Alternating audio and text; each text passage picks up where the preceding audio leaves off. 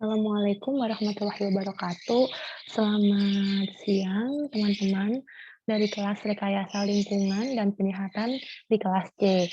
Sebelumnya, saya mohon maaf ya, baru bisa record sekarang karena, ada lain dan suatu hal gitu. Semoga tidak tidak menurunkan semangat teman-teman untuk tetap mengikuti perkuliahan karena insya Allah kita 2 minggu lagi sudah UTS gitu ya.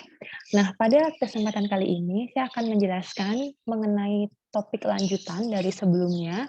Kalau pada sebelumnya teman-teman sudah belajar ya mengenai Water Treatment Plant atau WTP atau dalam bahasa Indonesianya yaitu IPAM ya, yaitu pengolahan air minum gitu atau air bersih gitu.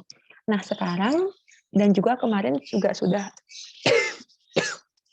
mohon maaf, belajar mengenai rainwater harvesting ya atau bagaimana sistem, pengelolaan air hujan gitu.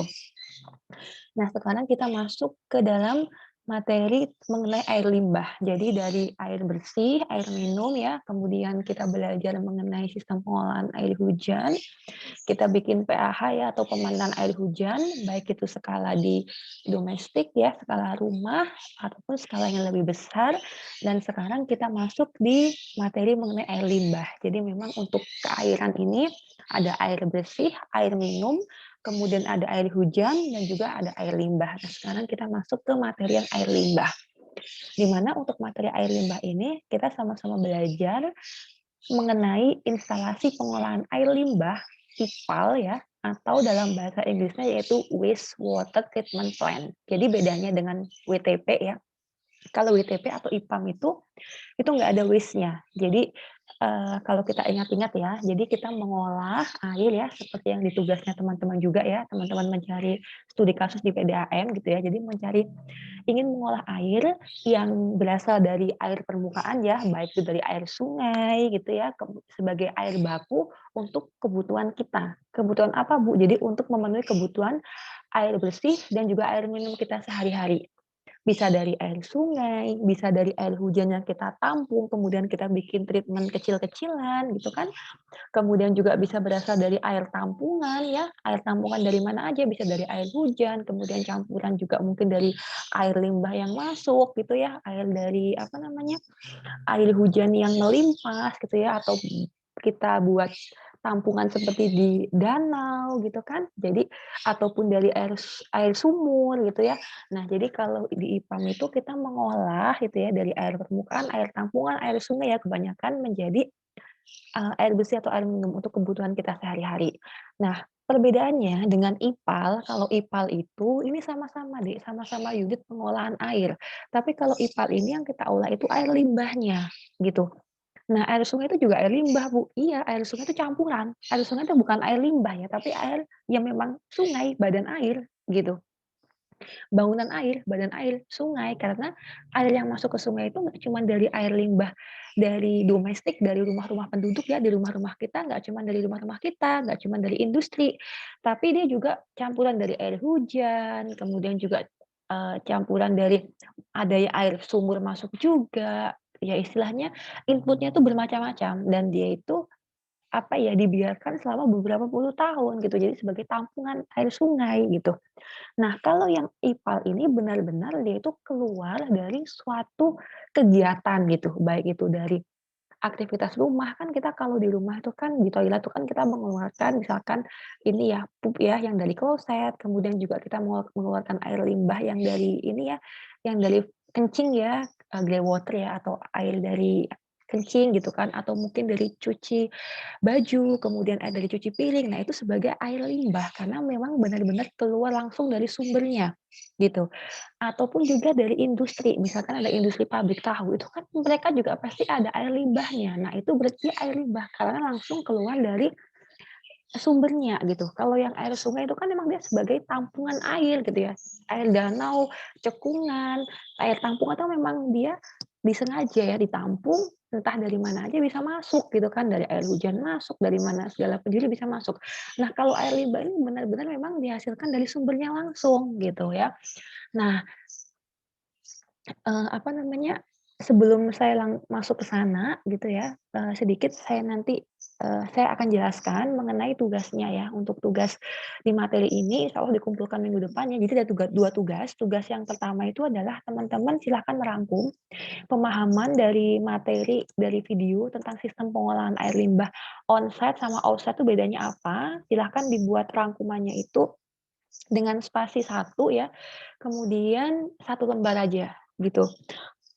Nah, tugas yang kedua adalah silahkan untuk tim ganjil mencari contoh ya. Kalau kemarin teman-teman mencari contoh mengenai di PDAM gitu ya, ataupun tentang sistem sistem perpipaan air minum atau SPAM ya, contoh studi kasusnya. Nah, sekarang adalah contoh studi kasus untuk instalasi pengolahan air limbah, IPAL atau WWTP, yang untuk nim ganjil itu yang air limbahnya itu dihasilkan dari kegiatan domestik ya, atau perkotaan. Misalkan, IPAL, misalkan ini ya, limbah dari aktivitas domestik, misalkan IPAL domestik Mojosongo, Kota Surakarta. Nah, ini kan berarti dari melayani misalkan, Kecamatan Mojosongo gitu ya. Intinya dihasilkan dari kegiatan domestik kita. Biasanya kalau kita searching itu namanya IPAL skala kabupaten, kota, biaya perkotaan. Nah, misalkan juga ada IPAL di Kota Bali, silahkan. Atau IPAL di Sewon, di Yogyakarta, di Bantul ya ini, silahkan juga. Jadi, kalau ini memang dihasilkan dari kegiatan domestik kita sehari-hari, bukan industri. Nah, untuk yang NIM genap, silahkan dicari contoh kasusnya. Ini 2 lembar ya masing-masing, Dek. Itu 2 lembar dengan spasi 1 juga, gitu ya. Ini untuk industri. Jadi untuk industri bisa aja apapun. Jadi IPAL yang terbangun di industri tekstil boleh, industri pabrik tahu boleh, industri obat-obatan boleh, industri makanan, oil dan gas boleh, pertambangan boleh, industri batik juga boleh. Jadi silahkan. Mohon maaf. Jadi intinya IPAL yang terpasang di industri gitu ya. Apapun boleh, industri apa aja silahkan dicari gitu. Ini 2 lembar ya gitu. Nah, itu untuk tugasnya, langsung aja kita masuk di materi. Nah, ini adalah contoh untuk IPAL ya, sama seperti IPAM juga ya, hampir sama, ada pengolahan tahap 1, tahap 2, cuman bedanya yang diolah ya, bahan bakunya beda. Kalau ini benar-benar air limbah yang langsung dari sumbernya, baik itu dari rumah-rumah penduduk, atau dari kampung yang melayani beberapa rumah, yang air limbahnya dari beberapa rumah, dari beberapa kecamatan, begitu ya. Ini ataupun air limbah yang dihasilkan dari industri. Nah, ini kan kita nggak tahu ya terpasang di mana ya. Ini yang jelas ini adalah untuk IPAL gitu. Nah, bedanya dengan air minum selain sumber air bakunya apa prosesnya. Jadi biasanya kalau di air minum atau air bersih di IPAM ya atau WTP itu kita menggunakan dengan bahan kimia ya, seperti dikoagulasi, flokkulasi. Nah, kalau di IPAL itu karena notabene yang dihasilkan itu ini ya air limbah yang mengandung banyak organik, biasanya kita menggunakannya proses biologis. Jadi proses pengolahan dengan biologis gitu secara alamiah begitu. Ataupun nanti dilihat lagi ya apa namanya kondisi air limbahnya kalau dia banyak mengandung bahan kimia ya nggak boleh langsung di treatment dengan bakteri ya mikroorganisme dia bisa mati ya dia juga bisa dilakukan dengan pengolahan fisik kimia juga ya. Makanya teman-teman nanti silahkan dicari gitu ya tergantung sumber air limbahnya. Contohnya air asam tambang itu kan banyak logamnya berarti ya kita dengan pengendapan dengan memberikan bahan kimia juga gitu. Kalau dibuat dengan biologis kan nggak bisa, karena kan dia bukan yang mengandung organik yang tinggi gitu. Nah, kalau yang domestik, yang air limbah yang dari domestik IPAL tuh biasanya dengan menggunakan pengolahan biologis, karena kan dia organik ya, kan teman-teman kan tidak menghasilkan obat-obatan ya, tidak menghasilkan logam-logam kan dari kegiatan di setiap hari kan paling air kencing, kemudian air dari cuci piring, mungkin ada busanya sedikit, kemudian juga apa namanya air dari pup gitu ya, dari padatannya, nah itu kan banyak organiknya. Jadi biasanya menggunakan dengan, pengolahan biologis gitu. Ini contohnya, kemudian juga ini contohnya lagi ya, sama, hampir sama. Jadi treatment-nya, tahapan-tahapannya tuh ya seperti ini, flow prosesnya hampir sama dengan IPAM gitu ya, penampakannya seperti ini. Nah, ini adalah contohnya untuk yang bak sedimentasi ya, sedimentasi pengendapan yang sedimentasi kedua, ini flow chart-nya ya, dari pengolahan dari pertama sampai di akhir. Nah, biasanya juga kalau yang di domestik ini ya, maksudnya di IPAL air limbah baik itu domestik maupun dari industri ya, ini saya tulis dengan industri aja. itu biasanya juga menghasilkan lumpur deh. Nah, itu biasanya juga ada pengolahan untuk yang lumpurnya, bagaimana treatment lumpurnya, gitu. Ini ya. Nah, ini jadi hampir sama dengan IPAM, kemudian nah jadi yang pertama kita masuk dulu ya kepada, konsepnya. Jadi definisi air limbah domestik itu apa sih gitu ya. Kalau air limbah domestik itu adalah air limbah yang berasal dari kegiatan pemukiman, kemudian rumah makan, perkantoran, apartemen, kampus, sekolah, itu maksudnya domestik. Karena kan kegiatannya hampir sama kan, mandi, kemudian kita buang air besar, kemudian ada aktivitas di dapur, ada aktivitas cuci baju, hampir sama semua kan kegiatannya ini. Nah, ini masuk di air limbah yang dihasilkan dari kegiatan domestik ya, pemukiman, rumah makan, perkantoran, perniagaan, asrama, kampus, masuknya di sini. Nah, untuk air limbah domestik itu ada 2 jenisnya, air limbah yang kaskus atau black water itu dari WC, dari kloset gitu kan, yang padatan dicampur dengan dari campuran dengan air juga ya, untuk ngedrain-nya ya, untuk membuangnya.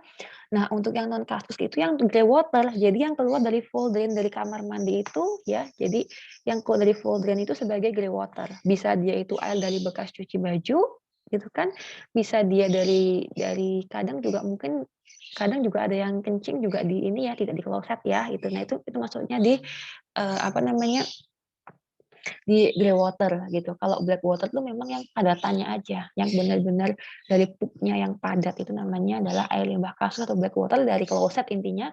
Kalau ini dari full drain gitu ya, atau dari, cuci apa namanya,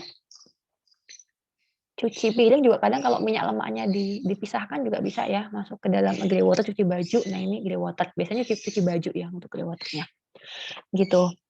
Nah, terus kemudian untuk konsepnya itu, jadi secara umum, air limbah itu adalah yang dihasilkan dari suatu kegiatan ya, baik itu dari industri maupun domestik. Jadi pada skala rumah tangga, industri, pertambangan, pertanian juga, kan pertanian kan juga ada ya dari air, ada air limbahnya kan ketika kita menggunakan pupuk berlebihan kan ketika pupuk itu nanti dia tergerus oleh air hujan kan dia juga akan menjadi air limbah gitu dari sisa pertanian gitu, ataupun dari rumah sakit itu biasanya juga banyak air limbah dari rumah sakit gitu.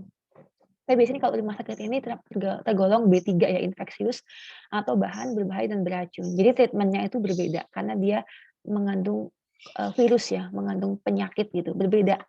Dengan yang sekolah rumah tangga kan hanya domestik aja ya, jadi kandungannya berbeda-beda gitu. Pertambangan juga berbeda, kandungannya dengan industri cat, industri bahan makanan, industri farmasi, industri tekstil, industri pabrik tahu. Nah, itu beda-beda kan kandungannya, begitu. Nah, untuk bentuk limbahnya itu dapat berupa gas, cair, kemudian yang sampah padat, debu. Nah, sekarang kita berbicara dengan masalah yang air, ya. Kemudian juga ada beberapa yang bersifat B3 ya, tadi yang saya sebutkan yang dia base-nya berasal dari rumah sakit atau industri farmasi, industri obat-obatan tuh biasanya ada B3-nya. Atau dari pertambangan, itu kan ada logam beratnya. Tapi biasanya yang banyak ya infeksius B3 itu di rumah sakit. Terus kemudian dasar pengolahan air limbah domestik itu ada 2 ya, yaitu dari yang setempat dan yang terpusat. Nah, nanti yang akan jadikan teman-teman untuk tugas ya. Jadi bedanya kalau untuk yang setempat atau on-site system itu memang dia itu fasilitas ininya, pembuangannya itu di daerah batas tanah atau rumah yang dimiliki ya. Seperti teman-teman buat tangki septic, septic tank, kemudian cubluk gitu. Ataupun sistem komunal bisa, tapi MCK. Jadi kita buat MCK, mandi, cuci, kakus itu tapi untuk skala komunal. Misalkan untuk beberapa rumah itu masuk di setempat, masih setempat. Tapi kalau terpusat itu adalah memang dia itu bikin IPAL, jadi instalasi pengolahan air limbah yang offsite itu yang terpusat. Jadi kita bikin perpipaannya air limbah dari rumah-rumah penduduk, kemudian disatukan, dia bikin IPAL domestik misalkan seperti di IPAL apa, di Mojosongo, di IPAL di Kota Bali, gitu. Nah, seperti itu, gitu. Jadi skalanya IPAL memang dari perpipaan bergabung jadi satu. Atau biasanya di klaster-klaster di Jabodetabek itu kan banyak ya IPAL klaster ya, karena memang mereka kan tidak punya apa ya lahan untuk membuat septic tank gitu. Tapi kalau yang on-site itu memang seperti di batas tanah seperti tangki septic, cubluk. Nah, terus kemudian Untuk yang air limbah domestik itu yang dari air limbah dari rumah tangga, gedung gitu ya ini.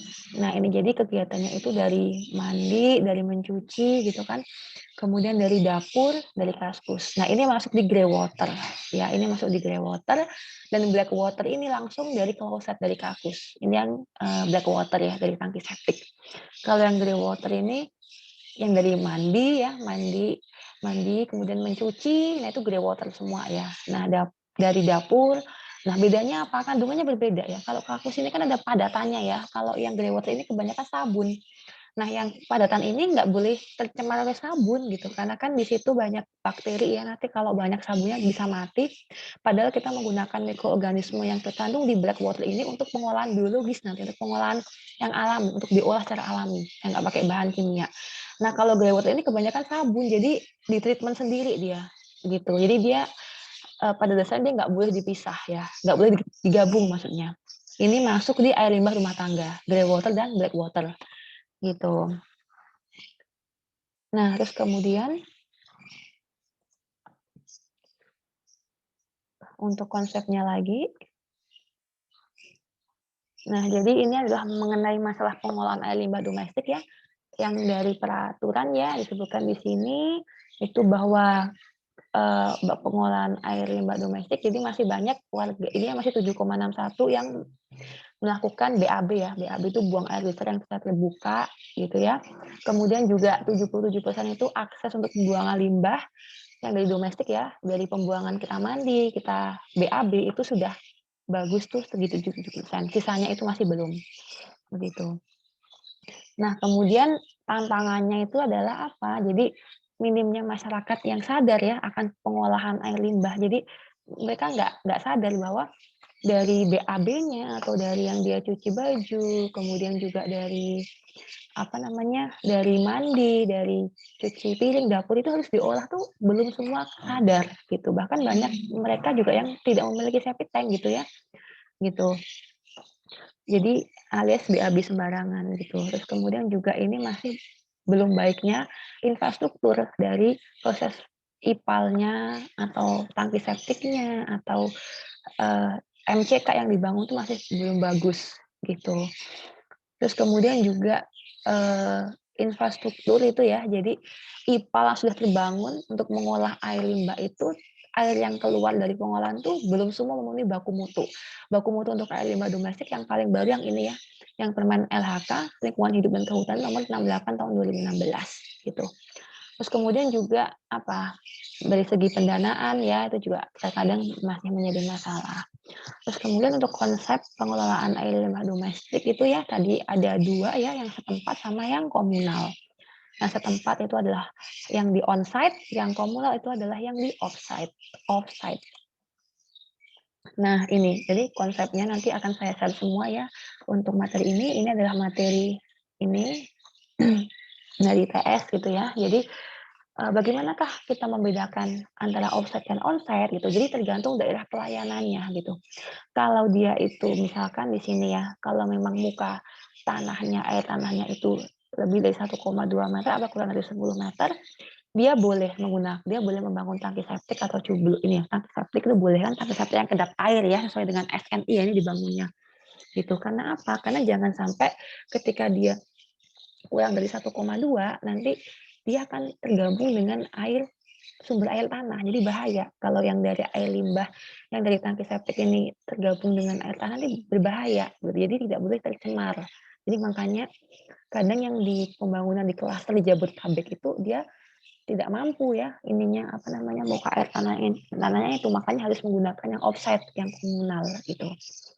Nah kemudian juga untuk yang offsite ini debitnya tuh besar gitu ya, itu biasanya dia di offsite. Kalau debit air limbahnya kecil ya, yang dilayani itu kurang dari 200 jiwa gitu ya, kita bikinnya bisa komunal atau bisa di masing-masing rumah gitu. Komunal, MCK komunal juga bisa gitu.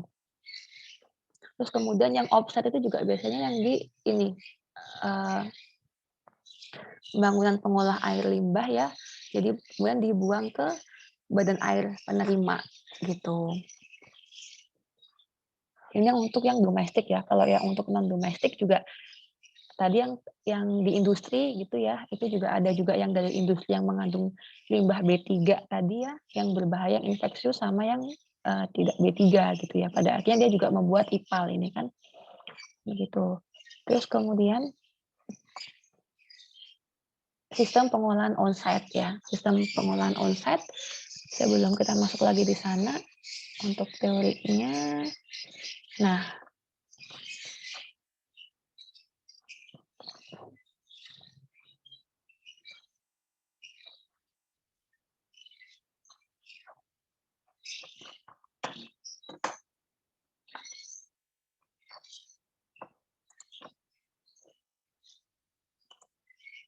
ini ya, jadi untuk yang setempat ya, yang di onset itu seperti misalkan skala individu ya, kita bikin tangki septik atau skala komunal juga bisa, MCK.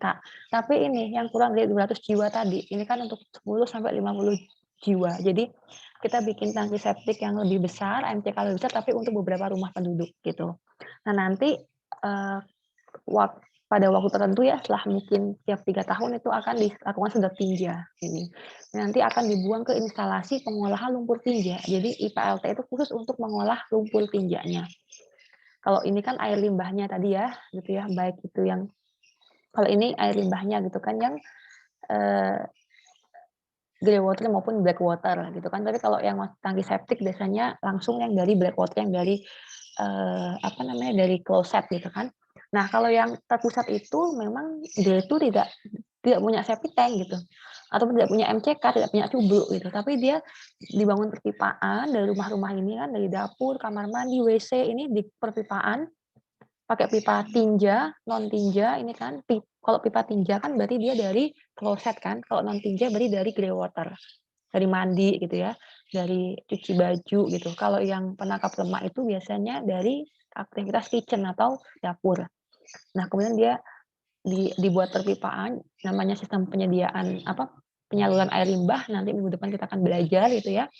Nah, itu di situ nanti akan dibuat manhole gitu ya, untuk manhole untuk perbaikan ya, untuk tempat maintenance-nya gitu kan, bangunan-bangunan manhole, stasiun pompa.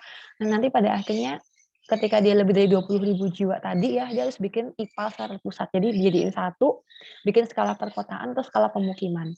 Skala pemukiman itu biasanya 50 sampai 20.000 jiwa. Kok tadi kan ini ya 10 sampai 50 jiwa atau 2 sampai 10 KK ya, kepala keluarga. Nah, kalau yang terpusat itu 50 sampai 20.000 jiwa untuk yang skala pemukiman, yang perkotaan itu yang besar, lebih dari 20.000 jiwa. Nah, itu bedanya.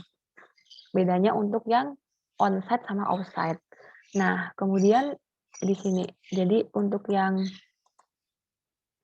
ini ya, untuk yang sistem setempat itu tangki septik, tinja masuk di IPLT. Jadi buat apa fungsinya ini? Buat menyedot ya, menyedot lumpurnya gitu. Kalau yang terpusat itu adalah jaringan perpipaan namanya ESPAL, sistem penyaluran air limbah langsung masuk di instalasi besar gitu.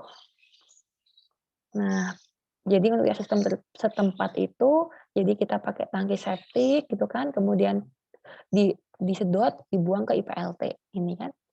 Nah, dengan jumlah tadi 2 sampai 10, apa namanya, KK ini aja kan tadi yang untuk yang untuk yang skala komunal, yang MCK komunal atau tangki septik gitu ya, 10 sampai 50 jiwa aja, gitu. Nah, untuk yang terpusat berarti kita bikinnya besar gitu ya, skalanya besar. Jadi IPAL regional, IPAL kawasan tadi, IPAL pemukiman, IPAL perkotaan. Jadi ada jaringan-jaringan perpipaan untuk air limbah sama di bawah instalasi seperti ini. Gitu deh. Ini instalasinya ini sambungan-sambungannya yang dari ini ya, dari klosetnya dari rumah-rumah, kemudian dari pipa non tinja dari air mandi, kemudian dari yang ini juga dari hasil dapur gitu. Terus kemudian nah, ini untuk klasifikasi yang tadi ya, yang air limbah domestik itu, jadi air limbah yang dihasilkan dari rumah tangga, dari rumah-rumah kita itu 20% itu black water yang dari pup ya, dari toilet, WC, yang masuk ke septic tank, dan grey water itu dia dari buangan dapur, tempat cuci, biasanya langsung masuk ke saluran drainase. Nah, sebenarnya ini nggak boleh ya, gitu. Jadi kalau mau dibuat langsung IPAL terpusat itu sebenarnya boleh tercampur, tapi harus apa, harus panjang pipanya karena biar sabunnya itu nanti biar apa ya, surfaktanya itu biar berubah bentuk gitu.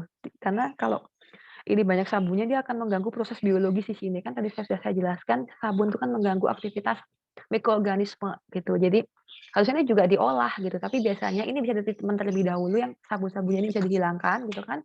Kita bisa menggunakan bahan kimia juga untuk menghilangkan sabun yang menghilangkan surfaktanya, busanya.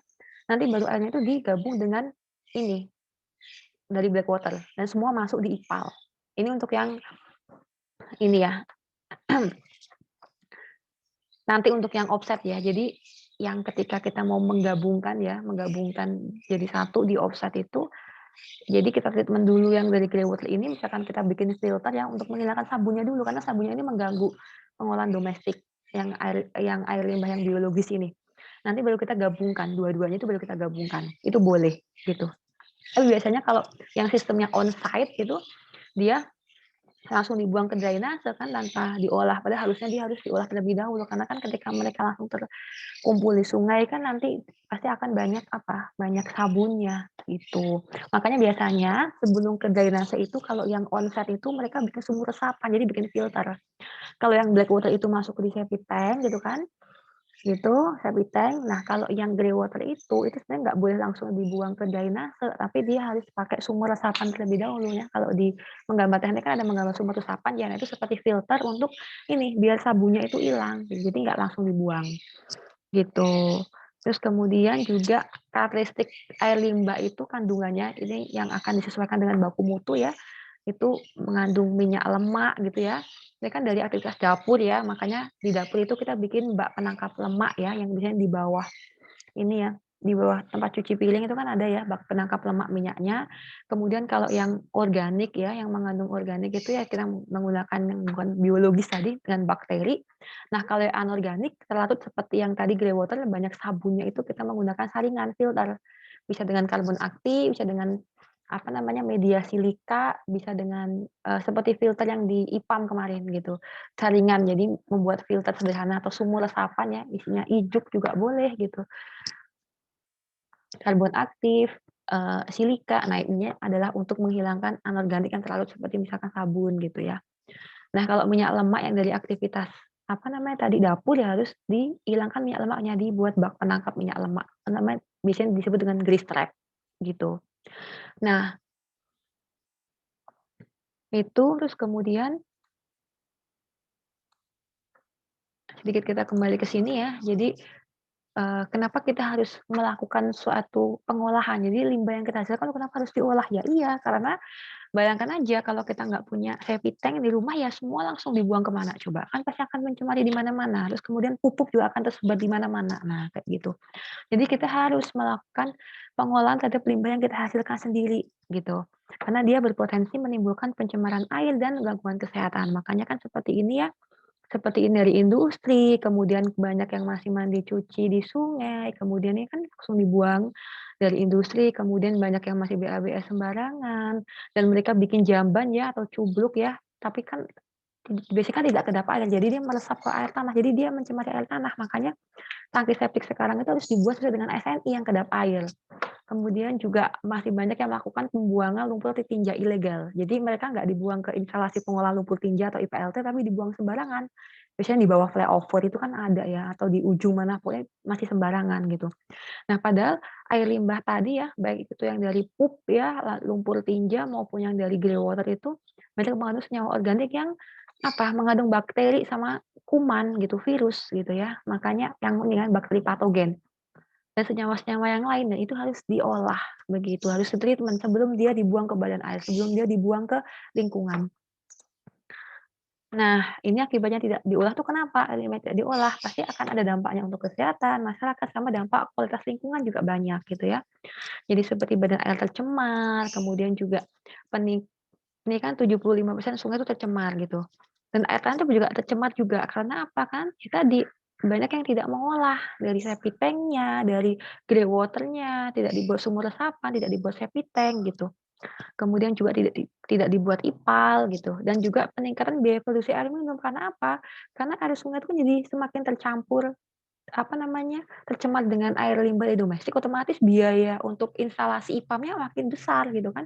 Karena kan dia saling berkesinambungan gitu. Jadi yang dari proses dibuang ke sungai itu pada akhirnya nanti dia akan menjadi sumber air baku kita loh untuk, apa namanya, air bersih gitu. Kemudian juga kerugian ekonominya besar ya gitu kan, kemudian juga banyak penyakit. Kemudian ini ya, kalau tidak dimonitoring tuh pipa air limbah itu juga akan menjadi apa, kebocoran gitu kan. Nah, jadi banyak mengandung bakteri ya yang berasal dari lumpur tinja itu dan ini dari ini ya, banyak, bakteri patogen ya, E. coli gitu. Nah, terus kemudian kalau pengolahan itu berarti harus, dilakukan pengolahan agar dia sesuai dengan, baku mutu dari si pengolahan air limbah domestiknya. Nah, baku mutu itu apa? Nah, baku mutu di sini adalah batasnya. Jadi, kapan kita boleh ya, setelah dari proses di IPAL itu kita boleh membuang ke lingkungan itu kalau ada batasnya gitu ya. Jadi batas yang harus dibuang gitu. Harus dibuang itu berapa? Misalkan di sini ada nanti kalau teman-teman di laboratorium lingkungan ya waktu labeling itu jadi ada beberapa parameter, misalkan ada parameter BOD ini parameter organik ya. COD, parameter suspended solid ya yang solid, minyak lemak, amonia, total coliform. Nah, ini harus diolah ya agar sesuai dengan ini, permen ini. Dulu tuh peraturannya di Permen LH nomor 5 tahun 2014 yang cuma 4 parameter, sekarang di-upgrade ke Permen LHK nomor 68 tahun 2016. Ini harus dipatuhi. Jadi keluaran dari instalasi pengolahan air limbah tadi, keluaran dari sini ya, yang untuk yang domestik itu harus sesuai dengan ini, baku mutu ini, gitu. Nah, bagaimana Bu untuk yang industri gitu, untuk yang industri misalkan, industri juga harus sesuai dengan baku mutu, tergantung baku mutu apa, misalkan industri tekstil tuh memiliki baku mutu tersendiri, industri pabrik tahu juga ada baku mutu, silakan teman-teman nge-search di Google itu banyak ya, baku mutu untuk dari air limbah industri dari obat-obatan, makanan tuh masing-masing memiliki baku mutu kan tergantung tergantung dari parameternya itu beda-beda tadi ya. Ada yang mengandung logam berat, ada yang banyak mengandung minyak lemak, ada yang banyak mengandung apa misalkan, asam ya, limbahnya asam, ada yang banyak mengandung organik, makanya baku mutu dari industri itu beda-beda, tergantung. Tapi kalau baku mutu limbah domestik dari aktivitas rumah tangga kita, semua menggunakan ini. Jadi keluaran dari IPAL itu harus sesuai dengan baku mutu, itu target utamanya, gitu. Terus kemudian ini tadi ya konsep pengolahan air limbah domestik sudah tadi saya jelaskan. Nah, ini untuk yang setempat ya, yang onset ya, misalkan teman-teman bikin tangki septik, tapi harus sesuai dengan SNI tadi ya, gitu kan. Syaratnya apa? Level air tanahnya itu dalam, jadi biar nggak tercemar dengan, air dari septic tank gitu kan. Kemudian tanahnya itu apa? Tanah endapan dan lempung dengan posisi yang seimbang, jadi pasir, jadi tidak terlalu berpasir, endapan sama lempung tuh posisi seimbang gitu ya. Karena kalau pasir kan otomatis dia rawan untuk tercemar gitu ya, gitu. Kalau lempung tuh juga dia tidak bisa mengalir kan, dia akhirnya apa, nggak bisa mengalir gitu airnya. Nah, kadang juga biasanya yang untuk grey water itu bikin sumur resapan seperti ini gitu ya. Tangki septik tuh kadang nggak langsung dibuang ke lingkungan, tapi ada tumbuhan-tumbuhan gitu, wetland. Tumbuhan ini juga bisa mengurangi apa, kandungan pencemaran juga bisa. Jadi seperti nitrogen, fosfat itu bisa ya, kandungan nitrogen fosfat itu, amonia, fosfat itu bisa hilang di ini, tumbuhan. Jadi tumbuhan itu menyerap nitrogen fosfat itu untuk sumber makanan dia. Makanya biasanya dibangun tangki septik plus wetland ini. Gitu. Terus kemudian ini adalah contoh ya, kalau kita bikin yang skala komunal ya, skala komunal itu, eee, berarti ada perpipaan juga ya, jadi kombinasi MCK ya. Jadi, di sini oh ini kan tadi yang di, onset ya, di onset dulu. Nah kita masuk di onset berarti nah ini ya biasanya untuk yang air limbah itu jadi septic tank ya, septic tank aja, septic tank dengan bidang resapan atau sumur resapan tadi dia habis septic tank itu ada ini, ada penyaringan lagi, baik itu dengan pasir, dengan batuan, dengan apa, ijuk ya kan, kemudian dengan apa ya namanya, bekas tempurung kelapa, nah itu biasanya buat penyaringan tuh banyak gitu. Septic tank dengan filter gitu, jadi ini biasanya onsite itu gabungan. Jadi septic tank dengan wetland tadi ya, jadi biar kandungan NP-nya itu bisa ini ya, hilang oleh tumbuhan, nah itu bisa. Nah, Terus kemudian juga ada juga yang ya ini dengan menggunakan cubluk gitu kan, kemudian tangki septik gitu. Ini yang tipe pengolahannya setempat. Kalau wetland yang tadi ya gitu. Tapi kalau yang padat kan harus harus harus punya cubluk gitu kan. Kalau pup kan nggak bisa langsung dibuang ke wetland, langsung tumbuhan kan jadi tercemar kemana-mana ya. Jadi tangki septik atau cubluk. Nah ini adalah contohnya cubluk ya gitu. Jadi tidak cocok dengan air tanah dangkal karena cubluk itu menampung kotoran dalam lubang galian tanah di bawahnya. Jadi dia tidak bersifat kedap air gitu ya. Makanya ada tangki septik yang sesuai SNI itu. Gitu. Terus kemudian ini adalah untuk sistem pembuangannya, kalau toiletnya yang bagus tuh seperti apa, gitu. Terus kemudian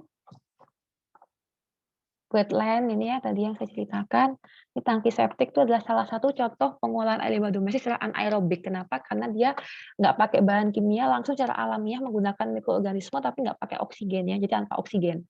Jadi namanya anaerobik.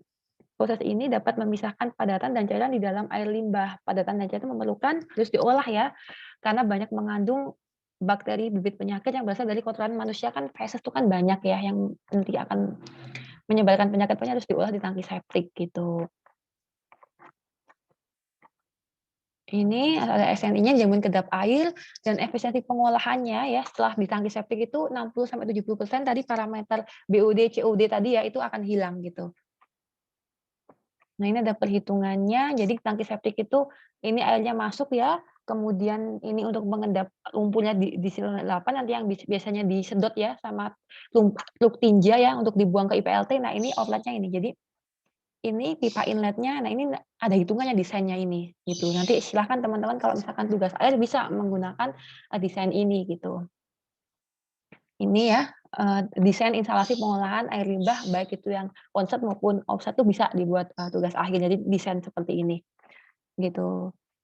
Terus kemudian tangki septik dengan bidang resapan ya, jadi tangki septik ditambah dengan, sumur resapan tadi gitu kan, ataupun tangki septik ada filternya, gitu. Ini untuk syarat-syaratnya. Nah, untuk yang grey water ya, bagaimana tadi untuk yang, air limbah grey water? Kalau grey water ya berarti tadi bisa kita bikin filter juga gitu. Tadi kan yang anorganik, yang terlarut ya, kita bikin filternya ada medianya, jadi nggak langsung dibuang ke drainase, gitu. Jadi ini, kamar mandi, cuci piring, pakaian tuh masuknya ke sini ini. Jadi ABR itu anaerobik juga dia menggunakan bakteri juga, nanti baru dikasih filter. Jadi ini tertutup ya, ada medianya, kayak gini filter. Ini yang dari cuci piring, cuci pakaian, ini kan banyak sabunnya nih. Nah ini, bikinnya kayak gini. Jadi tahu tadi kan langsung ke tangki septik ya, yang padatan tadi gitu. Nah ini contohnya, filter, bak penyaring minyak lemak, bak penampung, inlet, nah ini reservoir ABR. Jadi dia menggunakan sistem ABR yang ada filternya. Jadi ini, itu yang dari mana ini? Yang dari grey water.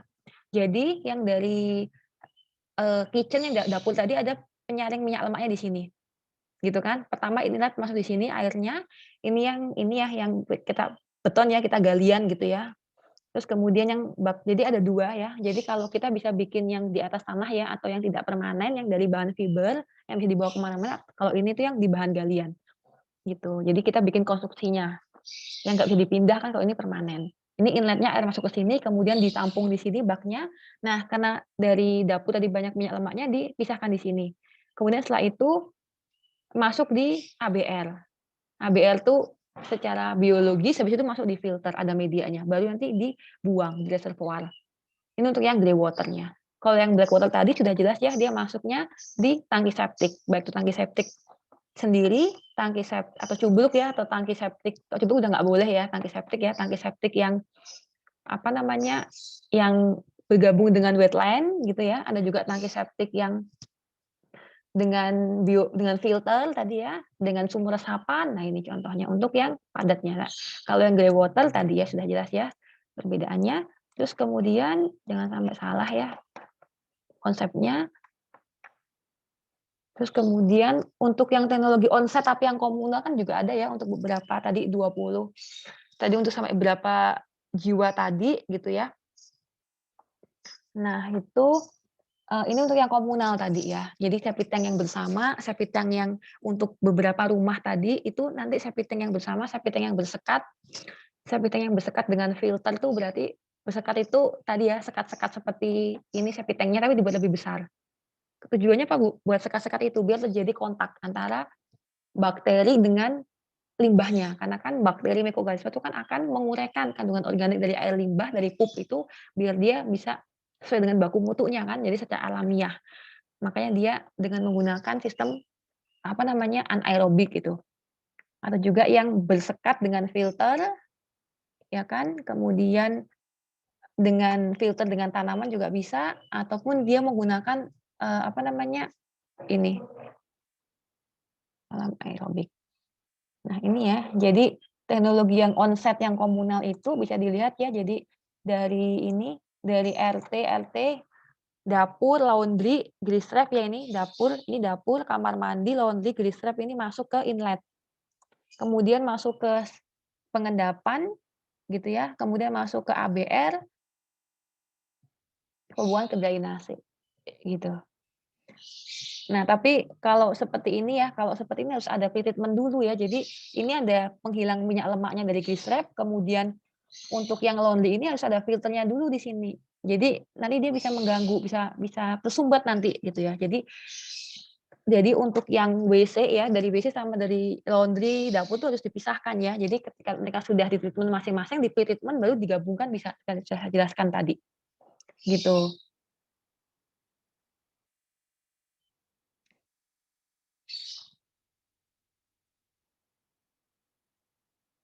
Nah, jadi mereka tuh bisa tergabung kalau mereka tidak menggunakan banyak memutih pakaian ini sabunnya. Jadi kalau sudah digabung dari WC, kloset itu berbahaya kan saya bilang, makanya harus dipisah treatment dulu, difilter dulu baru nanti bergabung dengan ini. Jadi ini harus difilter dulu dari laundry, dari ini ya, tempat cuci itu difilter, dihilangkan dulu surfaktannya atau dengan menggunakan presipitasi, boleh dengan penghilang bahan kimia organik yang untuk menghilang surfaktan boleh.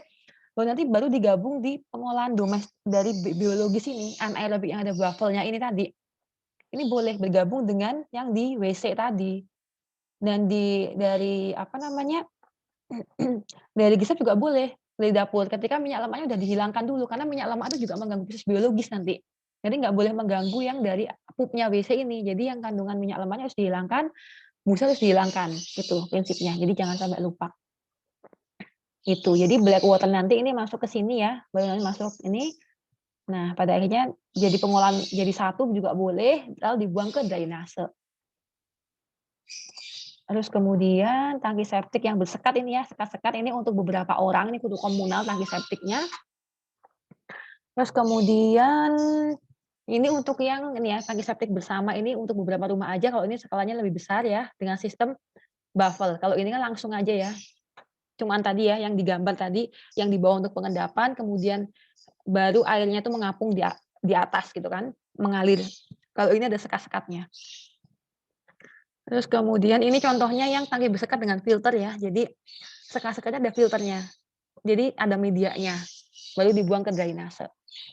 Gitu. Ini adalah contoh penggambarannya. Ini juga ini ya Dek, masuk apa instalasi pengolahan limbah. Jadi kalau misalkan teman-teman mau ambil tugas air ini silahkan. KP ini juga bisa gitu ya. Kerja praktek seperti ini. Gitu. Jadi dihitung nanti berapa dimensinya, pengolahannya dengan apa aja gitu. Nah ini contoh tangki septik dengan filter tanaman. Jadi habis dari tangki septik itu nanti ada wetland-nya, ini bisa.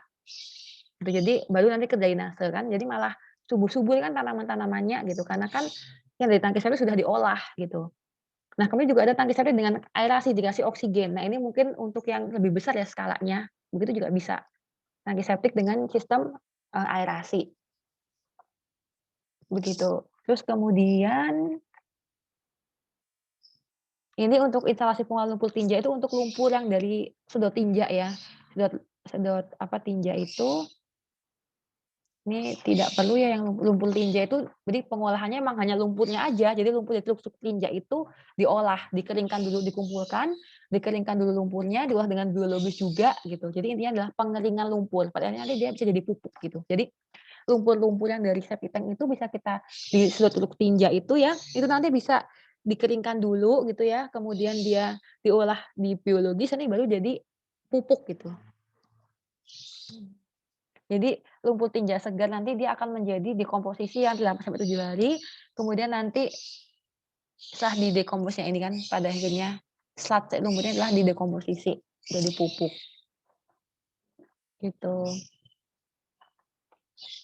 Terus kemudian ini untuk IPLT ya, jadi apa aja, sistem pengolahannya, kalau lumpur tinjanya ya ini aja, tergabung dari tangki, kemudian kolam stabilisasi itu untuk stabilisasi untuk proses anaerobik ya, karena kan dari septic tank itu kan anaerobik ya, prosesnya kan nggak ada oksigennya, jadi tetap dikondisikan dengan anaerobik di sini. Pakai kolam, nanti baru kemudian lumpurnya itu dikeringkan, gitu. Nanti airnya baru masuk ke badan air, lumpurnya itu dikeringkan jadi pupuk, gitu. Untuk lumpur tinja hanya sedikit, apa namanya, materi ya, karena kita tadi bahasnya tuh ya air limbahnya aja. Terus kemudian jadi kalau bedanya di sini ya, ini kolam ya, jadi dengan sistem kolam untuk mengolah lumpur tinja. Terus kemudian ini untuk pengering lumpur.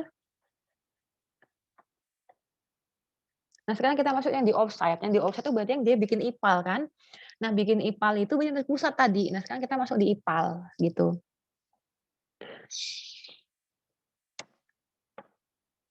Nah, di IPAL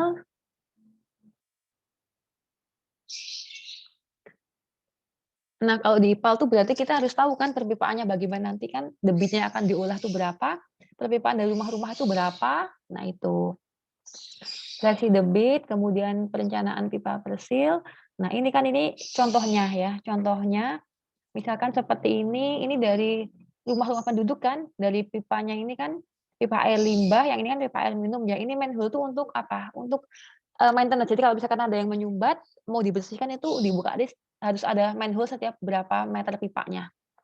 Nanti dia masuk ke instalasi pengelolaan air limbah gitu. Ini pipa induk ya, yang pipa besar, kemudian nanti ini bangunan pelengkap ya. Jadi misalkan ini adalah untuk pergabungan. Jadi pipa-pipa dari rumah penduduk tuh digabungin di sini, tujuannya juga di sini untuk maintenance juga. Jadi kalau ada penyumbatan atau apa bisa kita cek di sini. Ini kan pertemuan pipa-pipa ini. Nah, ini adalah nanti masuk di IPAL. Untuk yang terpusat ya, bikin IPAL. Ini untuk yang domestik ya. Tadi kan kita tugasnya ada 2 ya, dari yang IPAL domestik sama yang IPAL yang dari industri, gitu.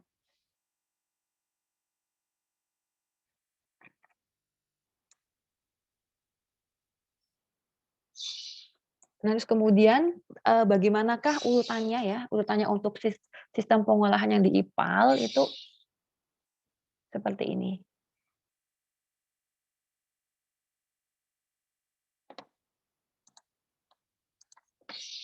Nah, jadi ini ya tadi, apa namanya, ada IPAL ya di sini. Dari dapur, kamar mandi, bak kontrol, manhole ya, dia masuk ya. Jadi ini dari dapur, kamar mandi, WC masuk ke sini gitu kan. Nanti ada manhole tadi untuk maintenance, nanti pipanya bergabung ke IPAL, gitu.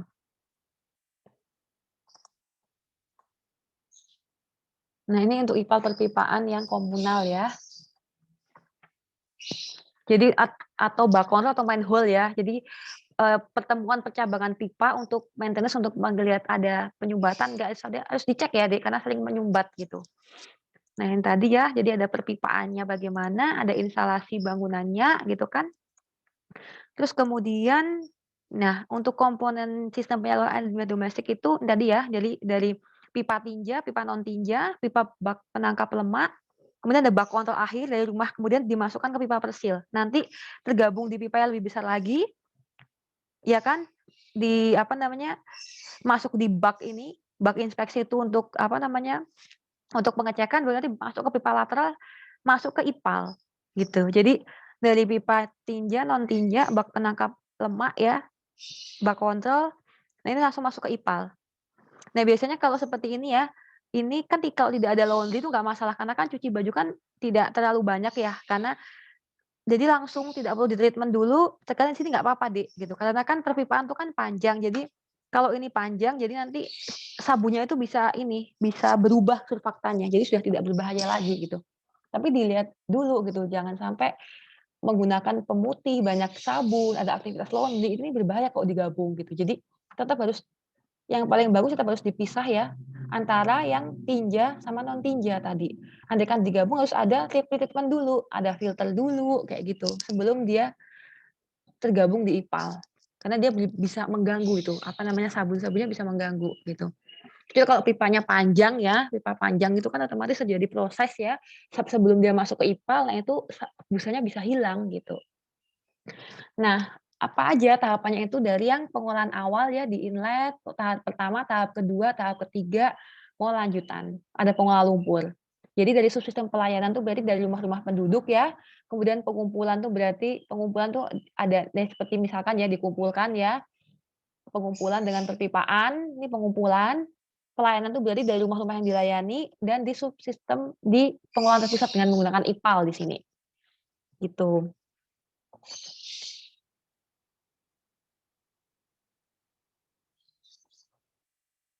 Oh ya, Dek, sebelumnya saya akan sedikit revisi untuk, apa namanya, tugasnya ya. Jadi ini merangkum pemahaman air limbah onsite dan offsite, kemudian diberikan contoh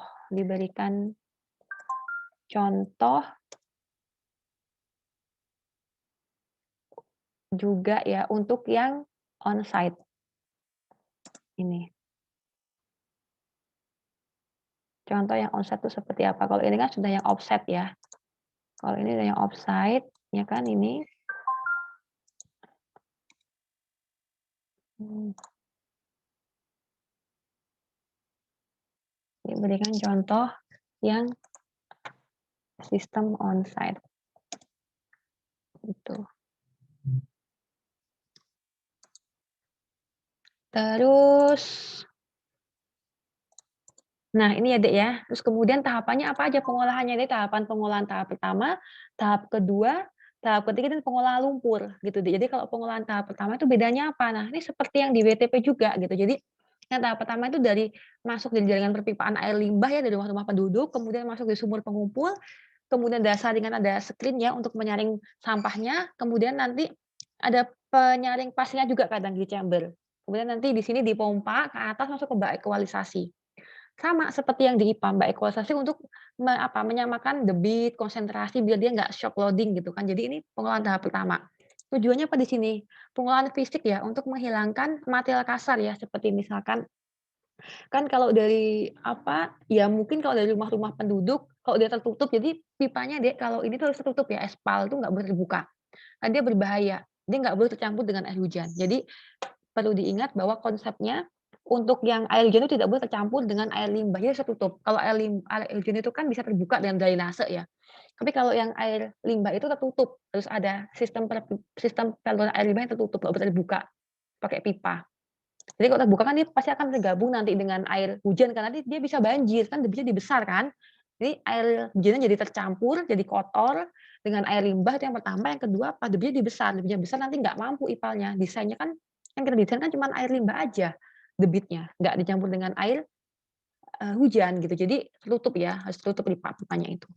Nah ini, jadi pengolahan fisik tuh kenapa ada sampah ya? Mungkin kalau misalkan dia bikin IPAL-nya itu perkotaan kan dari beberapa rumah tuh, IPAL tuh kan perkotaan kalau besar itu kan dari beberapa rumah.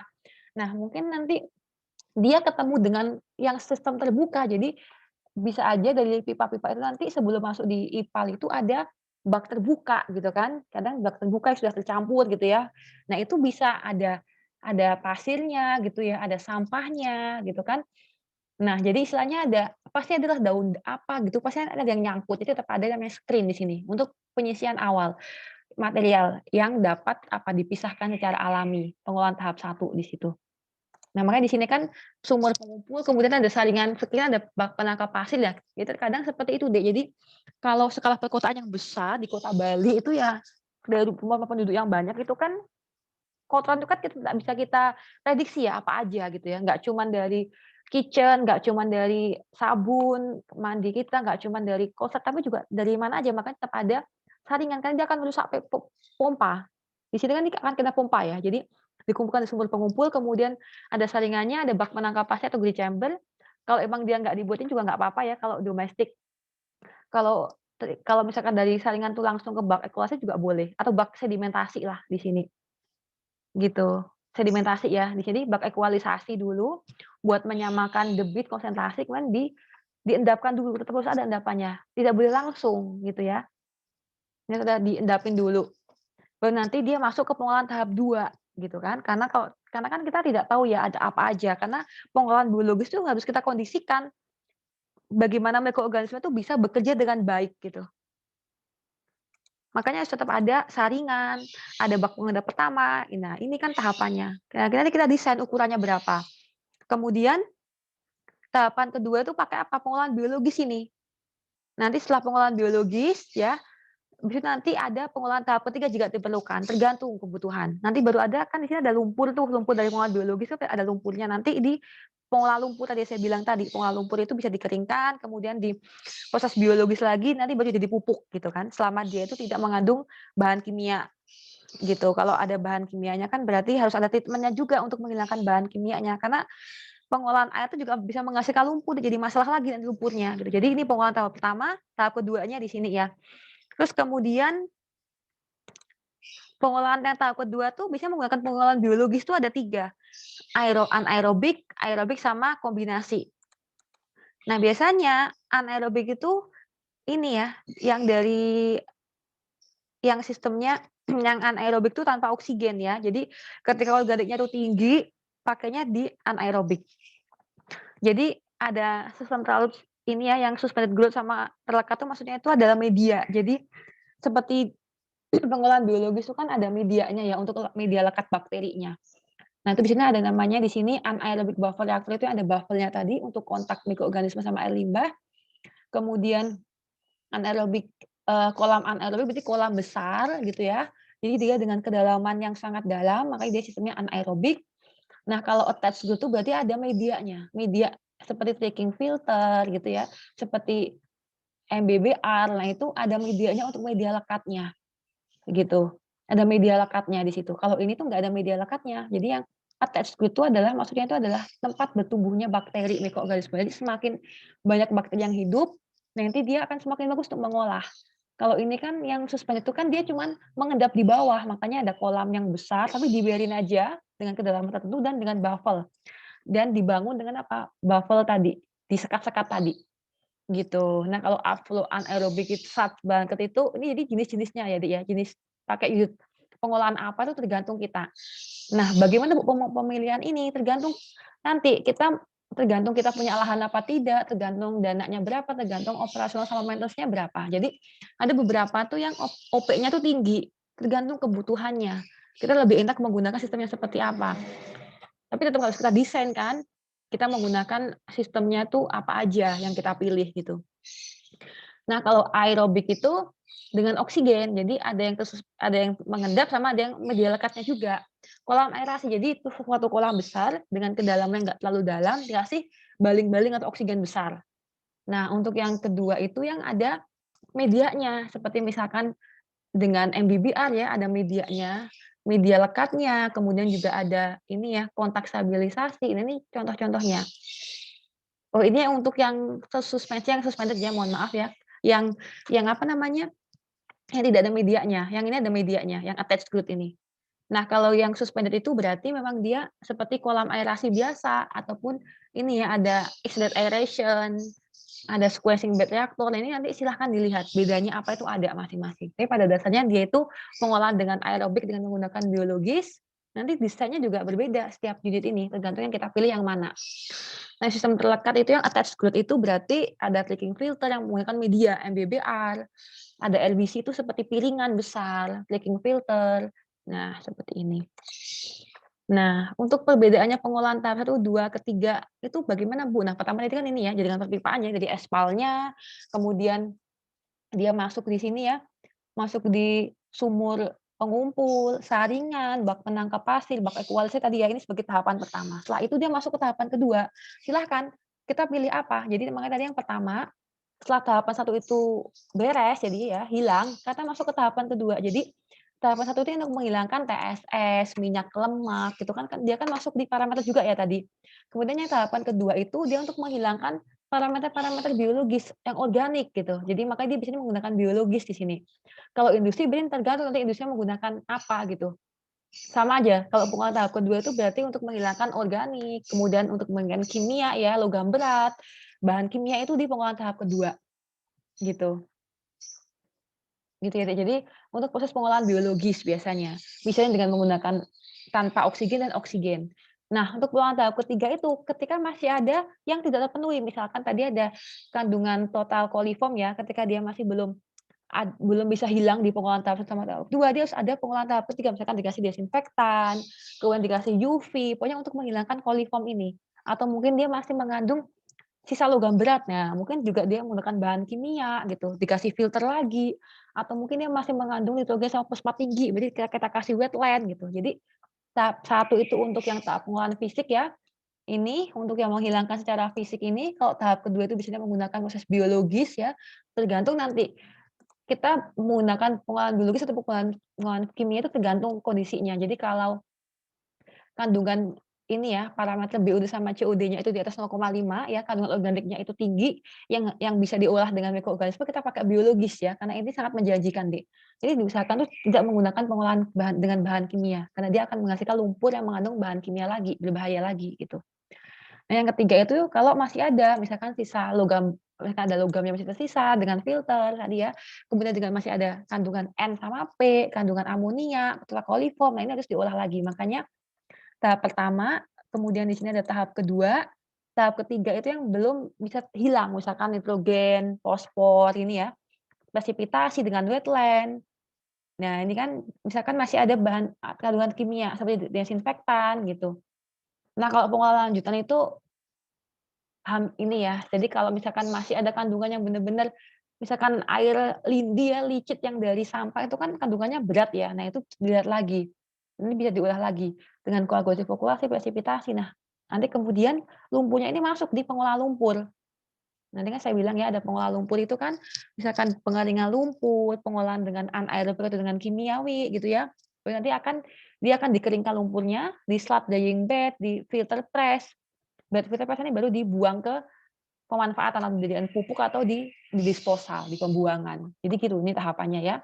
Tahapan pertama, tahapan kedua, tahapan ketiga, jika diperlukan ya masih ada yang belum hilang di tahapan pertama sama tahapan kedua itu ada pengulangan tahapan ketiga. Jadi kan yang pertama kan fokus untuk yang suspended solid yang bisa mengendap, sampah, pasir gitu ya, atau yang bisa yang bisa mengendap secara alami atau yang kotoran-kotoran gitu ya. Tahapan kedua organik, makanya kita jadi pengelolaan utama tuh di organiknya, di biologis ataupun logam berat gitu, tergantung tergantung ya, dia domestik apa industri.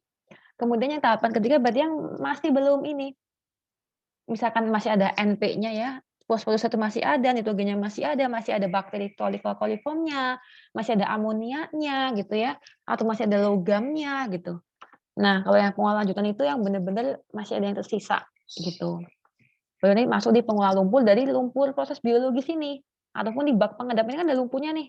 Bak pengendap pertama sama kedua ini kan masih menghasilkan lumpur nih. Jadi makanya setelah proses ini kan sebenarnya diendapin itu harus dibuang juga lumpurnya. Kalau nggak dibuang nanti bisa mengganggu proses pengolahan gitu. Nah ini contohnya, flow prosesnya contohnya.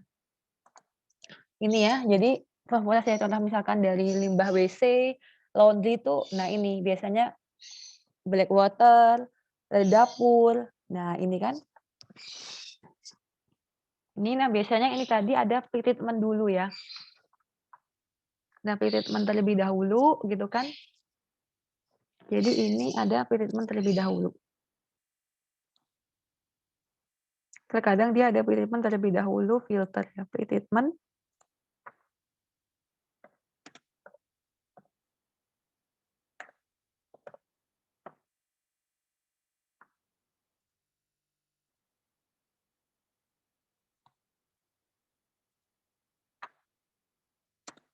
Treatment.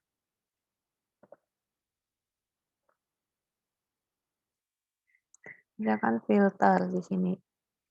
Pre-treatment-nya ini juga sama, jadi laundry.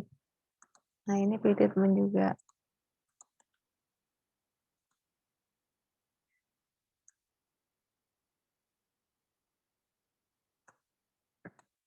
Nah, misalkan dengan pretreatment menghilangkan surfaktan.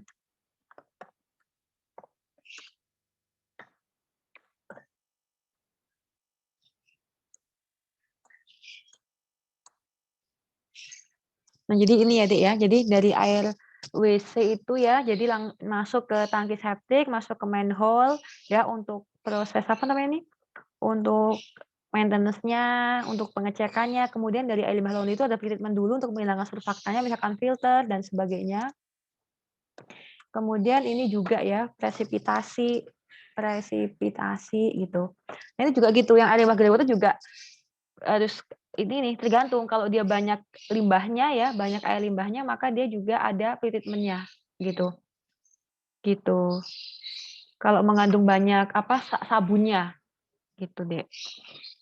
Kemudian ini nanti masuk di bak pengendap pertama ya, bak ekualisasi, bak pengendap pertama, nanti baru di pengolahan sekunder gitu kan, nanti baru masuk di pengendapan gitu ya, nanti di efluennya gitu.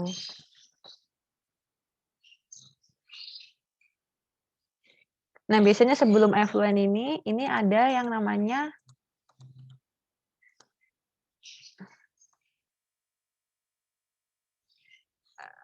desinfeksi ya, desinfeksi untuk kandungan total koliform. Nah,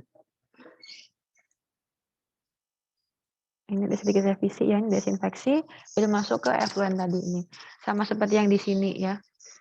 Gitu, terus kemudian ini contoh teknologi pengolahannya ya, Dek. Itu misalkan ada MBBR, ini contohnya ya, ini dengan menggunakan biologis tadi yang di pengolahan tahap kedua. Jadi ini media-media untuk lekat bakterinya, kayak gini deh. Ini kan air limbah ya ini. Media-media lekat bakterinya seperti ini. Kalau oxidation disease itu besar dan dia itu seperti ini bangunannya. Jadi ada proses anaerobik sama proses aerobik karena dia tuh panjang membutuhkan lahan besar ini. Ini nggak perlu media ini. Ini biologis juga tapi dia gabungan bisa anaerobik, bisa aerobik, bisa anoksik ya. Bisa kondisinya oksigennya berubah ini. Jadi bisa anaerobik tanpa oksigen, aerobik nah seperti ini. Ini Dek, seperti ini. Butuh lahan besar ya. Sekarang udah jarang ya. Kalau dia lahannya besar nggak masalah, tapi kalau dia tidak punya lahan nanti malah berat ya untuk ongkosnya. Kalau biofilter itu pakai media juga. Jadi kalau biofilter itu ada dua langsung ya, kombinasi ya. Jadi dia habis dari anaerob ini langsung masuk ke aerob. Jadi misalkan ini biofilter, ini kan, nah ini yang media yang pertama ya, biasanya menggunakan media sarang tawon, ini ada media zeolit, media serutan kayu. Nah ini ya, ini lah nanti ini baru ke kompartemen yang di sedimentasi. Ini yang dia biofilter yang aerobik ini ya. Tapi ada juga yang biofilter yang dia gabungan dari anaerob masuk ke aerobik. Gitu. Jadi ini bak pemisah dulu, kemudian ini medianya, media zeolit ya, kemudian media sarutan kayu ini. Nah, ini sedimentasi. Kemudian LBC tadi saya bilang ya, dia ada piringan. Piringan tujuannya apa? Di sini untuk kontak air limbah sama bakterinya. Jadi diputar terus ini deh. Ini tuh sistemnya tuh pakai rotating ya, pakai apa? Piringan besar ya, kepingan-kepingan logam. Nanti dia berputar ya. Ini untuk kontak bakteri sama air limbahnya. Gitu. Ini yang untuk anaerobik ini. Jadi di bawahnya itu ada apa slotnya seperti apa namanya kayak ada berangkat ya. Jadi kayak apa ya slat baja itu kayak ada kumpulan satnya di bawah, lumpur juga gitu. Kalau ini yang untuk, ini biofilter juga ya, ini yang anaerobik kalau ini kan tertutup ini kan tertutup semua ini, di beton semua ini, sistem pengolahan limbah juga ini, gitu. Nah itu, terus kemudian, nah ini untuk ini saya rasa bisa dibaca sendiri ya untuk ini, teknologi pengolahan airnya itu adalah bagaimana kita memilih teknologi pengolahan itu tergantung jenis pengolahannya, fisik, kimia, biologis, gitu kan. Terus kemudian ini sumbernya tadi pengolahan limbah dari domestik, industri, dari petani, rumah sakit. Dia menggunakan fisik, menggunakan biologis. Nah ini opsinya untuk pengolahan di sini dari awal, yaitu pretreatment dari pengolahan pendahuluan tadi ada grid chamber, screening untuk sampah, bak ekualisasi. Terus kemudian primary treatment itu berarti di sini ada sedimentasi, pengendapan pertama, secondary itu berarti ada pengolahan biologis ya. deactivated sludge, ada biofilter, leaking filter, LBC. Nah, seperti ini. Clean treatment gitu. Kemudian nanti baru masuk ke desinfeksi. Desinfeksi ya kan, jadi ini adalah flow sheet-nya option-nya ini. Ini ya, nanti baru ke sludge ya untuk pengolahan lumpur. Ini jadi dari masuk ini clean chamber, primary treatment ya, misalkan tadi seperti ada primary sedimentasi, ada green chamber ya. Ini masuk screening ya. Ini screen ini maksudnya di sini semua. Ini baru secondary pengolahan biologis, nanti baru terakhir nanti ini pengolahan tahap ketiga ini nanti desinfeksi masuk ke badan air. Nah, ini untuk yang proses pengolahan dari penyaringan ya, dibaskin, menangkap hasil untuk menyamaratakan debit ya dengan ekualisasi, kemudian juga ada pengendapan untuk bak sedimentasi, bak pengolahan untuk lumpur itu ada lumpur untuk air limbah yang mengandung organik tinggi, lumpur aktif, filter, menghilangkan organik. Jadi masing-masing unit pengolahan ini punya fungsinya masing-masing gitu. Desinfeksi berarti untuk menghilangkan bakteri gitu.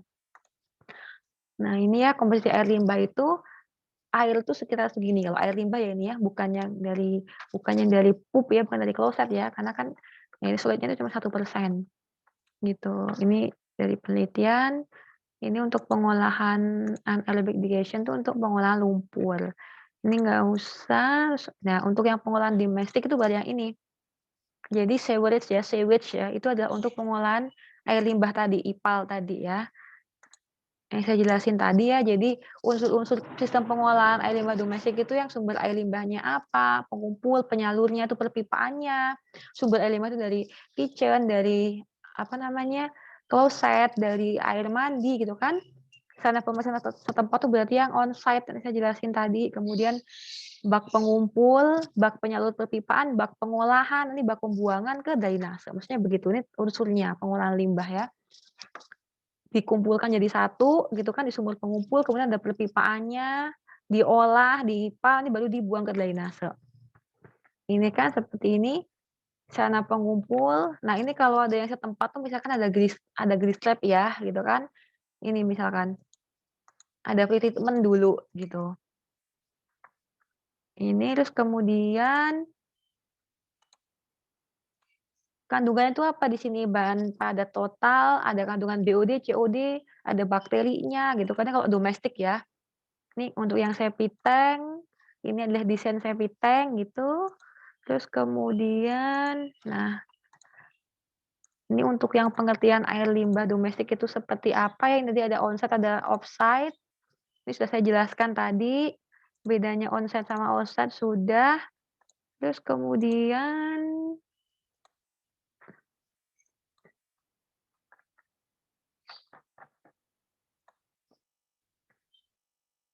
ini ya contohnya kalau dari closet ini yang onset ya, tangki septik dibuang ke sumur resapan ya, kemudian baru dibuang ke sungai atau drainase. Nah ini di seluruh tinja ada di IPLT tadi yang sudah saya jelaskan tadi ya untuk yang onsite. Ini juga ini ada septic tank di sini. Kemudian ini sudah saya jelaskan. Ini adalah ini ya untuk ini pipaannya. Water treatment ini ada IPAL-nya. Ini perpipaannya untuk air limbah yang warna kuning ini ya. Kalau yang hijau ini biasanya ada air hujan ini, nggak boleh tercampur, memang berbeda ya. Ini pipaannya buat air hujan, ini buat air limbahnya. Ini masuk ke sini. Lama-lama setelah di treatment dia sama-sama masuk di sungai. Tapi beda limbahnya ya. Kalau air beda ya airnya. Kalau ini air runoff itu kan nggak air limbah, makanya ini langsung dibuang ke sungai nggak masalah air hujan. Tapi ini dari pipa air limbah itu harus dibedakan yang kuning ini. Diolah baru nanti sama-sama masuk ke sungai. Ini kan treated wastewater tadi kan udah diolah ya, gitu. Terus kemudian ini, makanya kan harus dipisahkan ya, storm shower itu dari air hujan. Ini dari air limbah harus dipisahkan di sini. Ini air hujan ya. Ini sanitary ini dari MCK, dari kitchen, dari kamar mandi ini. Berbeda pipanya, nggak boleh ya. Ini. Terus kemudian ini rumah penduduk, IPAL-nya. Jadi IPAL komunal itu hanya beberapa ini ya, rumah gitu ya. Kalau ini banyak ya, IPAL terpusat. Terus ini adalah untuk yang offsite system ya, kalau ini sudah jadi satu ya. Jadi ini adalah manhole ini dipasang untuk inspeksi, tadi maintenance, yang orange ini adalah untuk ininya ya, bak bak ini, bak kontrol, jadi bak inspeksi ya. Jadi seperti apa namanya, untuk pertemuan beberapa cabang pipa ya, gitu. Jadi biasanya sebelum manhole yang besar-besar ini ada bak kontrol yang kecil-kecil. Jadi ini di beberapa masing-masing rumah tuh dibuat bak kontrol dulu, baru dibuat manhole. Tujuannya apa? Karena jangan sampai ada pengendapan, karena kan dia kan tertutup pakai pipa ya kan, kita nggak tahu ya di dalamnya jadi proses apa aja. Makanya tetap harus banyak bak ini, bak kontrolnya untuk inspeksi sama manhole-nya gitu. Nanti baru dia masuk ke yang komunal. Ini ada perpipaannya di sini. Nah, contohnya ini ya, ini dia bikin IPAL. Ini adalah jalannya, pelayanannya, gitu kan. Nanti jadi kalau misalkan teman-teman mau ngambil tugas saya nanti banyak ya, pemetaan air limbahnya seperti apa, evaluasi sistem pengolahan air limbah, perpipaannya bisa, unit pengolahannya bisa, gitu. Nah, ini untuk limbah masuk ya. Ini kan, ini untuk yang di septic tank. Ini sistem pengolahan air limbah sanitasi yang tadi saya jelaskan. Nah, udah ya. Tuh, ini untuk penempatan pipanya. Terus kemudian, nah sedikit lanjut dari sini ya. Ini sudah saya jelaskan tadi. Kemudian, nah ini untuk yang wetland ya. Jadi sistem wetland itu adalah tadi ketika masih mengandung nitrogen, fosfat yang masih ada, itu nanti bisa menggunakan dengan tanaman. Media filter tanaman dengan menggunakan wetland. Jadi lahan basah sebagai alternatif teknologi karena apa? Ya dia kan murah ya, karena kan dia alami ya, gitu. Kenapa lahan basah buatan?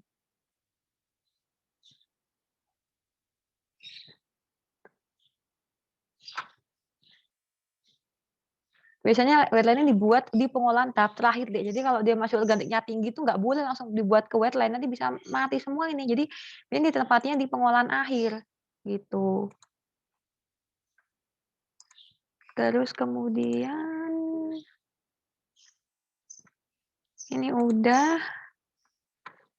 Ini untuk ini tadi ya, untuk jenis ini ya, misalkan di sini ada kolam aerasi, kolam fakultatif, ini untuk unit unit pengolahannya. Jadi kalau kolam aerasi itu ada oksigennya, kalau fakultatif itu tengah-tengah ya. Jadi kandungan oksigennya tuh kalau dia aerobik itu kan 4 miligram per liter ya, kalau anaerobik kan 0, kalau fakultatif itu 1 gitu. Jadi ada beberapa macam mikroorganisme tuh yang dia tuh bisa hidup di anaerobik, di aerobik, di fakultatif itu beda-beda. Jadi nggak boleh dicampur deh. Jadi biasanya tahapannya dari anaerobik, fakultatif ke aerobik gitu. Jadi ketika organiknya tinggi itu di anaerobik dulu, tanpa oksigen kan biar nggak mahal tuh biayanya. Nanti baru dimasuk di fakultatif atau masuk ke aerasi. Jadi habis anaerobik itu biasanya aerobik ya.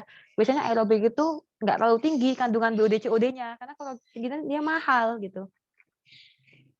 Ini ya bak aerasi. Kalau aerasi ini ya pengendapan jenis-jenisnya. Lumpur aktif ya, jadi nanti ada resirkulasi lumpur, tujuannya apa? Jadi lumpur-lumpur organik ini masih bisa digunakan untuk pengolahan lagi gitu. Masih bisa digunakan untuk pengolahan lagi. Main perlu resirkulasi lumpur.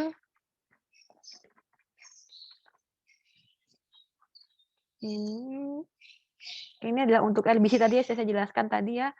Biofilter bisa menggunakan RBC, biofilter, macam-macam unitnya. Misalkan teman-teman cari atau dengan menggunakan ini untuk pengolahan lumpur ya, lumpurnya itu dipadatkan dulu, distabilisasi dengan pengolahan aerobik ya, apa namanya dengan atau anaerobik dengan biologis, nanti dia dikeringkan, dewatering, kemudian dibuang, bisa dibuat composting atau bisa dibuang ke disposal gitu. Jadi ini ya, landfilling gitu. Lahan lumpur. Nah, yang terakhir saya akan sedikit menjelaskan mengenai ini. IPAL di WNS. Jadi WNS juga ada IPAL, Di. Jadi untuk IPAL di WNS ya. Ini udah.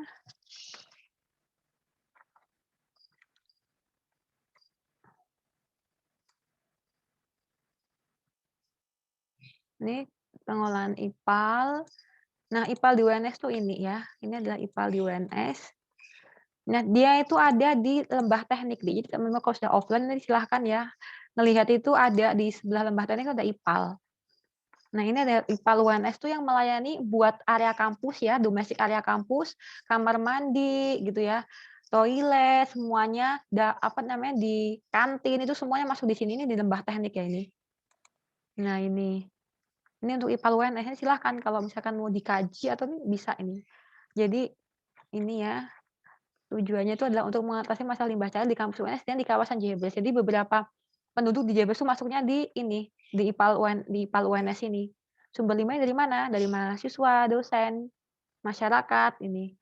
Ini yang debitnya yang akan diolah. Ini wilayah pelayanannya ini di mana nih RT ini? Nanti pada akhirnya dia akan bermula di danau UNS. Jadi danau UNS itu hasil dari pengolahan dari IPAL gitu deh. Ini jaringan IPAL yang di IPAL UNS gitu kan. Jaringan pipanya kayak gini deh. Nah kalau misalkan mau mengambil ini ya tugas air mengenai sistem penyaluran air limbah, nah bisa sistem penyaluran air minum. Nah ini ya sistem ininya yang di IPAL UNS ya. Ini sedikit masukan SOP-nya sistemnya. Nah, apa aja baknya unit pengolahannya di sini. Jadi di UNS tuh sama ya, di bak pengumpul ada screen, ada bak ekualisasi, dia menggunakan biofilter. Sedimentasi kan baru biofilter, anaerobik, biofilter aerobik, sedimentasi 2 ada wetland, ini ada biopon tuh untuk kolam gitu. Nanti saya share juga ya untuk IPAL-nya UNS. Ini gambarnya. Hidrolikanya gambarnya seperti ini deh, nah potongan gitu. Nah, ini desainnya wetland, kayak gitu deh. Nah, ini untuk SOP ya, tidak perlu dijelaskan. Nah, itu sekian untuk materi mengenai IPAL ya, instalasi pengolahan air limbah domestik, baik dari domestik maupun dari industri, gitu. Sekian, ada kurang lebihnya mohon maaf. Wassalamualaikum warahmatullahi wabarakatuh.